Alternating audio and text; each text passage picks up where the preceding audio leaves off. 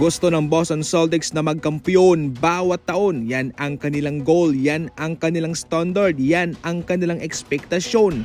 Yan mismong sinabi ni Coach Joe Mazzulla sa isang panayam sa kanya. Hindi raw magbabago ang kanilang mindset kahit na ipagpalagay na kung sila'y natalo man noong nakarang season.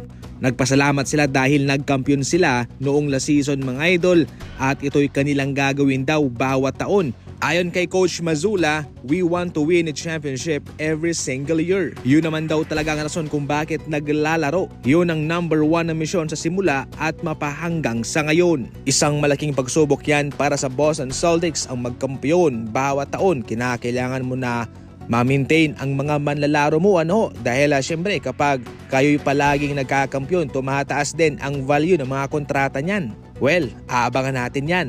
Kumita ng totoong pera sa Epoch Game, dito ka na maglaro. Yung Medefruit ang paborito ko, isang pindutan lang pwede kang tumamba ng malaki-laki.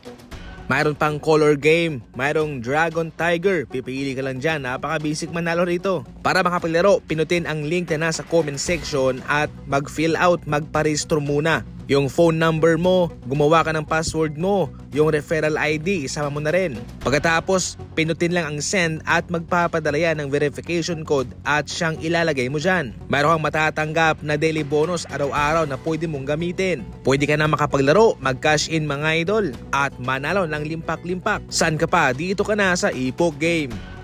Sa ibang balita, babaguhin naman ni Coach JJ Redick itong laruan ni Lebron at yung kanilang diskarte sa season na ito. Itong si Lebron ay kilala sa kanyang ball handling. Minsan siya pa nga yung nagiging point guard at nagfa-facilitate, siya yung nagtitimon ng bola. Pero ayon mismo kay Coach JJ Redick, sa taon na to, sa season na ito ay kanilang babawasan yan. Dalawa, yung ball handling at yung facilitating. Bakit nga ba? Well, syempre, nagkakaedad na itong si Lebron, 39 years old na siya. Kinakailangan na bawasan yung kanyang trabaho.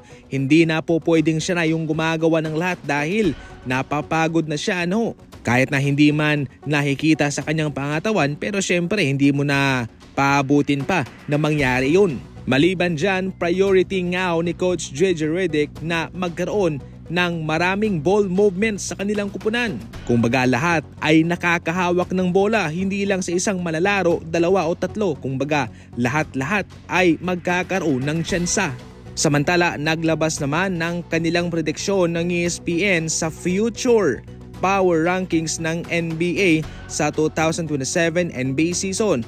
At pasok ang Golden State Warriors sa pang-9 na posisyon. Inaasa ng ESPN na kabilang itong Golden State Warriors sa mamamayagpag sa taong iyon sa 2027 gamit ang kanilang mga batang players. Kaya napaka-importante na mag-invest ang isang kupunan sa kanilang mga picks at sa kanilang mga batang players na dine-develop.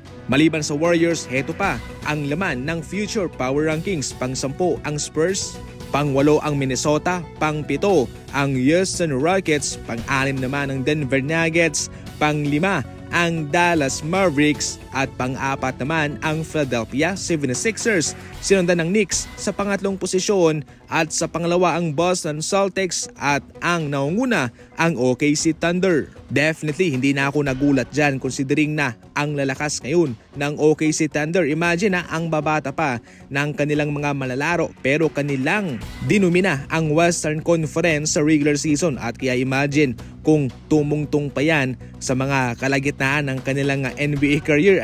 Siguradong magaling yan, siguradong maghahalimaw yan kung sila'y nasa tuktok na ng kanilang kagalingan o prime. Yan lang muna sa ngayon ang ating mga fast break balita and as always, thank you for watching.